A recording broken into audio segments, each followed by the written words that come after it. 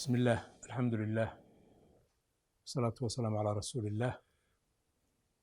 walaalayaal sida aad ula socoteen muddo hadda bil dhow ayaa ra'iisul wasaaraha xukuumadda federaalka ee Soomaaliya Mudane Xasan Cali Khayre uu ka waday isaga iyo wafdi uu hogaaminayo dowladda federaalka in arrimaha galmudug oo xoogaa maamul ahaan iyo siyaasad ahaan u cakirmay in wax laga qabto, dadka la heshiisiiyo, doorasho cusubna la qabto si maamul ugu dhismo dowlad goboleedkan. maamul goboleedkaas cusub oo la dhisayana uu noqdo midkii bedeli lahaa maamulkii taariikhda 4 Julaay uu dhammaaday mandatekiisi. ra'iisul wasaaruhu galmudug wuxuu kala hadlay arrimo ay ugu muhiimsan yihiin 3 qodob.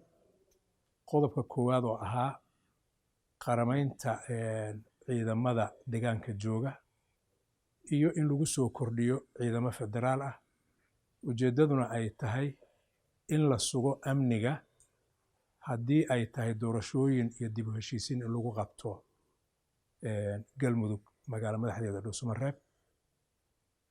qodobka labaad carabkana waa ku dhuftay waa arrinka dib u heshiisiinta.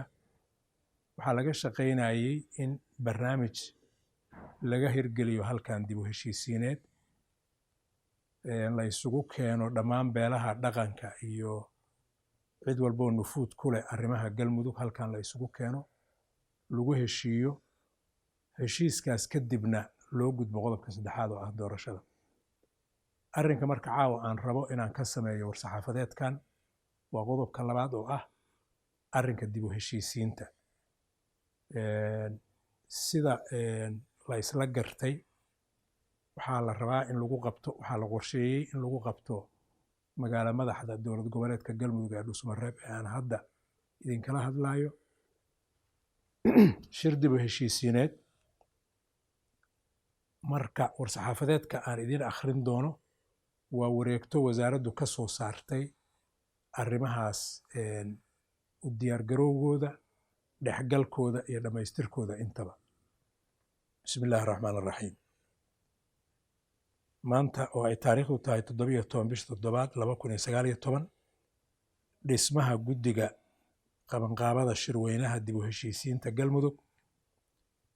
wasiirka wasaaradda arrimaha gudaha federaalka iyo dib u heshiisiinta markuu dhageystay tala bixinta mas-uuliyiinta galmudug ku mathila golayaasha qaranka ee heer federaal iyo heer dowlad goboleed, markuu dhageystay dhaqanka, culimada, waxgaradka iyo dhammaan bulshada reer galmudug, markuu arkay baahida loo qabo dib u heshiisiin iyo isu soo dhoweyn dhexmarta shacabka galmudug si loogu diyaariyo inay wada dhistaan maamul dowlad goboleed oo ay u dhan yihiin, markuu tixgeliyey heshiisyadii siyaasadeed oo ay wada gaareen dowladda federaalka ee Soomaaliya iyo maamulka galmudug, isagoo ku baraarugsan in la joogo waqtigii la dhisi lahaa maamul dowlad goboleed galmudug oo bedela maamulka hadda waqtigiisu dhammaaday, isagoo dareensan khatarta amni iyo midda maamul ee shacabka galmudug soo wajihi karta haddii waqtigan xasaasiga ah aan galmudug dhisan maamul la isku raacsan yahay. wasiirku wuxuu go'aamiyey markuu intaas arkay qodobka koowaad dhisidda guddi qabanqaabo. in la dhiso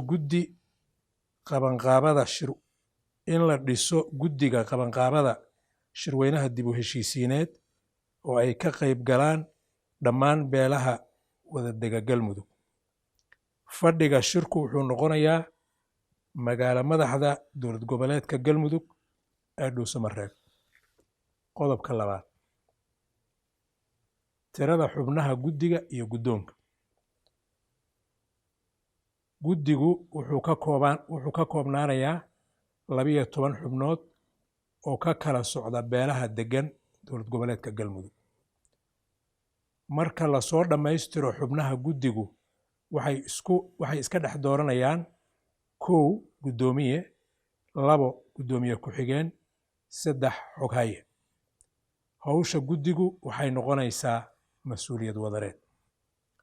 qodobka saddexaad, magacyada xubnaha guddiga. 1 cabdiraxmaan macalin cabdulaahi baadiyow. 2 maxamed nuur gacal. 3 aadan cusmaan xuseen. 4 maxamed maxamuud gacmo dheere. 5 cabdikaafi maxamed maxamuud. 6 xasan maxamed jimcaale. 7 ambaasadhar cabdi xaaji liibaan dhamancad. 8 faadumo axmed caalin cureeji. 9 cabdi maxamed jaamac. 10 mahad aadan guuleed. 11 cabdulaahi aadan xaashi. 12 sahre colaad cabdi. qodobka afraad ee wareegtada, guddiga qabanqaabada shirka dib u heshiisiinta galmudug.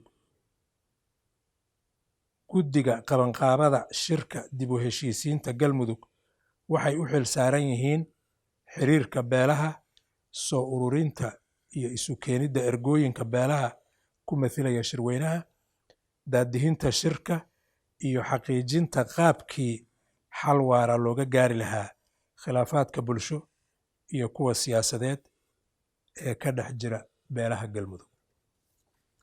qodobka 5aad, guddiga waxaa la howlgelaya xoghayn ka wakiil ah wasaaradda arrimaha gudaha federaalka iyo dib u heshiisiinta oo si siman ula shaqayn doonta guddiga qabanqaabada shirka iyo shirweynaha labadaba.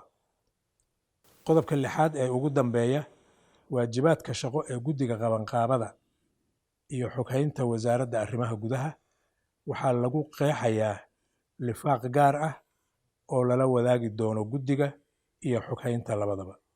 wada shaqayn wacan iyo guul insha allah. waxaa saxiixay wasiirka arrimaha gudaha, taariikhdu maanta ah 17 bisha 7 2019. bilaahi towfiiq. waa mahadsantihiin.